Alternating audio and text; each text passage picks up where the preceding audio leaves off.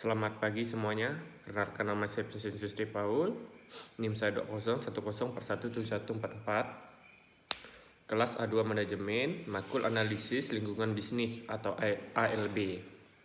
Di sini saya akan menjelaskan bab 8 itu di mana strategi non pasar untuk arena pemerintah.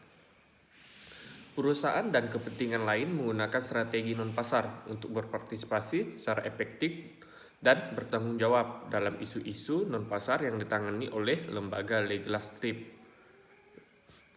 Formulasi strategi di lingkungan non-pasar berbeda dalam beberapa hal dan rekannya di lingkungan pasar. Pertama, masalah non-pasar menarik lebih banyak partisipan daripada mereka yang terlibat dalam pasar. Kedua, komponen penting dari strategi non-pasar diterapkan dalam pandangan publik yang membutuhkan kepekaan terhadap keprihatinan dari kelompok peserta yang lebih luas. Ketiga, logika akan non-pasar, kolektif, dan individual berbeda dengan logika aksi pasar.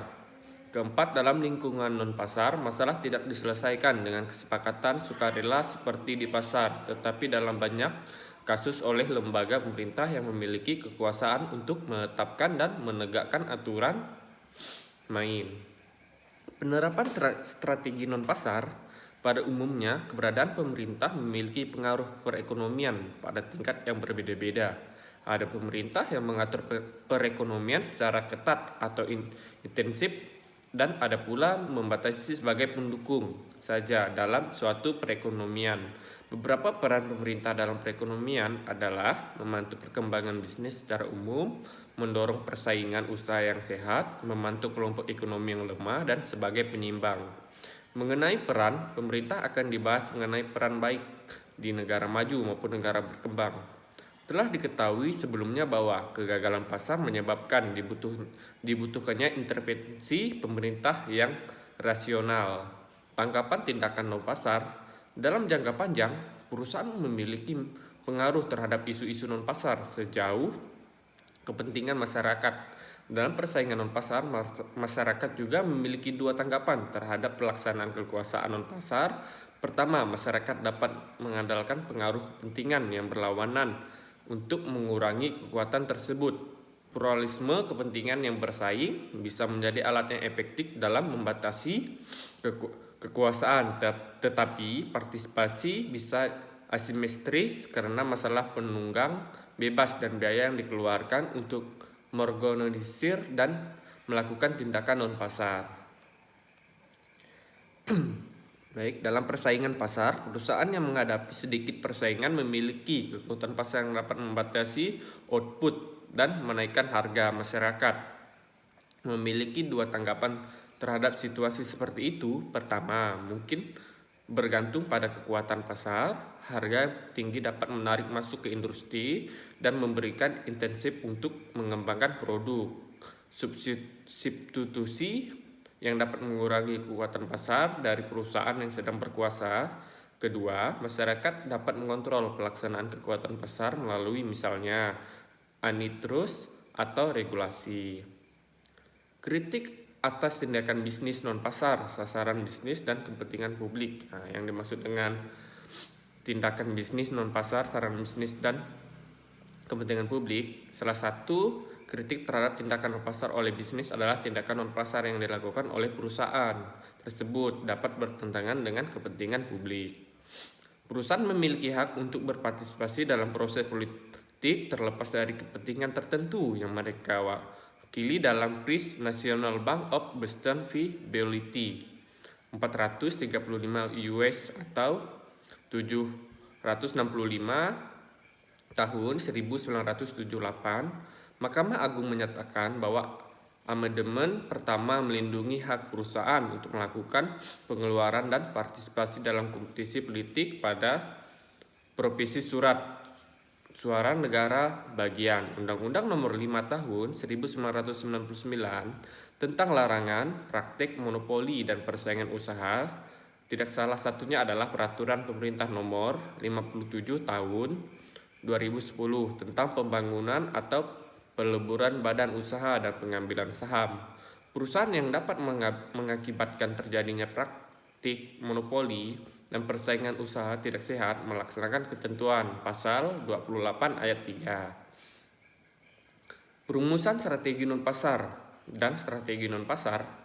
Karena pentingnya dalam masalah non-pasar bagi kinerja perusahaan, tanggung jawab untuk merumuskan strategi non-pasar pada akhirnya terletak pada manajemen. Sebagian besar manajer menangani masalah non-pasar secara episodik daripada secara terus-menerus. Karena itu, mereka membutuhkan kerangka kerja yang pelit untuk merumuskan strategi yang efektif dan dapat bertanggung jawab. Strategi non-pasar dengan demikian berfokus pada area kelembagaan awal di mana suatu masalah ditangani dan pada penyelesaian berikutnya ke badan-badan administratif atau pengatur. Landasan untuk strategi tersebut adalah analisis non-pasar. Tujuannya di sini, spesifikasi tujuan adalah komponen penting dan strategi non-pasar tidak hanya karena tujuan memfokuskan perhatian tetapi juga karena mereka mengaruhi kepentingan mana yang akan selaras dengan melawan perusahaan. Tujuan utama mungkin adalah kekalahan proposal legislatif, tetapi jika proposal tersebut kemungkinan besar lolos dalam beberapa bentuk, tujuan lebih realistis adalah mencari kata-kata yang mengurangi dampaknya, memberikan cara kepatuhan alternatif atau memberikan waktu untuk menyesuaikan diri. Penerapan strategi non-pasar berkaitan dengan pemilihan tindakan tertentu dan penugasan tugas kepada unit organisasi dan manajer individu. Pejabat publik sebagai sasaran strategi non-pasar.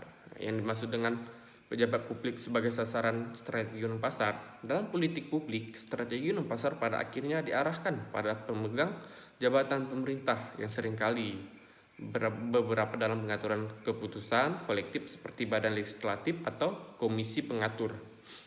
Para pemegang jabatan ini memiliki tugas untuk institusi mereka dan konsisten mereka. Hubungan konstitusi memberikan dasar untuk mengembangkan sekutu di antara para pembuat undang-undang. Sekutu adalah legislator yang melihat kepentingan perusahaan konsisten dengan kepentingan mereka sendiri. Beberapa sekutu mungkin mendukung tagihan yang menguntungkan perusahaan, sedangkan sekutu lain mungkin hanya bersedia mendengarkan posisi perusahaan pada suatu masalah. Nah, kita lanjut ke bab 9. Bab 9 ini menerapkan strategi non-pasar di arena pemerintah. Strategi non-pasar harus dilaksanakan secara efektif dan sebaliknya. Efektivitas penerapan strategi mengaruhi pilihan di antara mereka.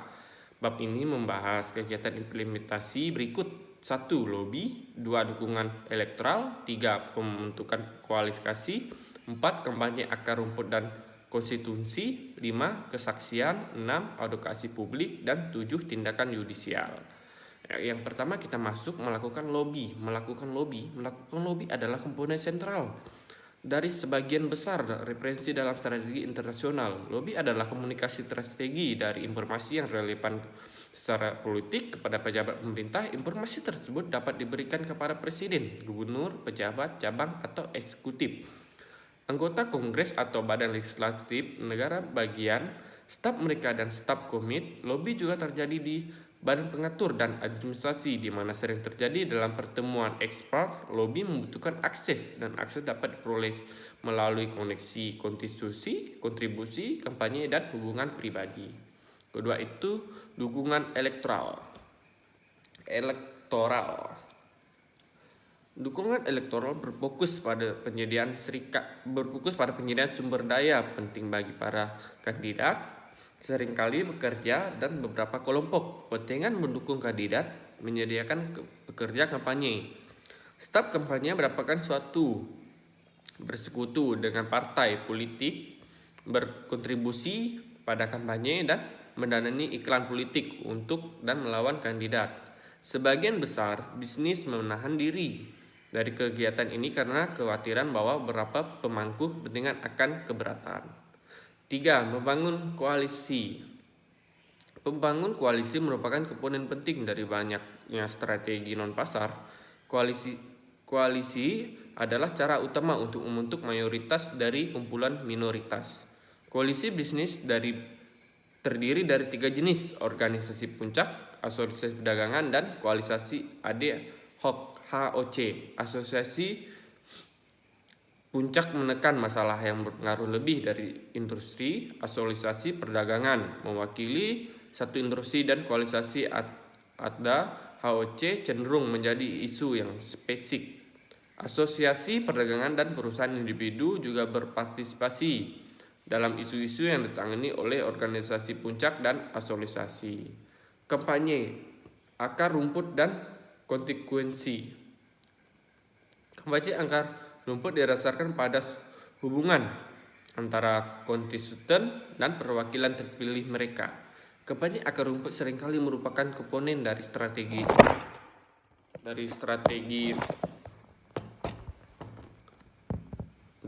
demokrasi lebih luas menjadi bersifat taktis. Serikat bekerja, kelompok kepentingan masyarakat, kelompok lingkungan, National League Association, dan banyak kelompok kepentingan lainnya terlibat. Luas dan identitas kepentingan anggotanya adalah isu-isu 29 mulai 1980-an. Perusahaan dan industri mengadopsi strategi ini, menerapkannya secara efektif pada isu-isu pada agenda non pasar mereka. Bentar dulu, mohon maaf.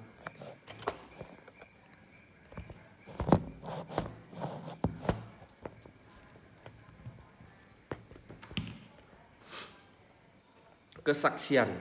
Perusahaan beraksi di depan badan pengaturan, komite, kongres, badan administratif, dan pengadilan.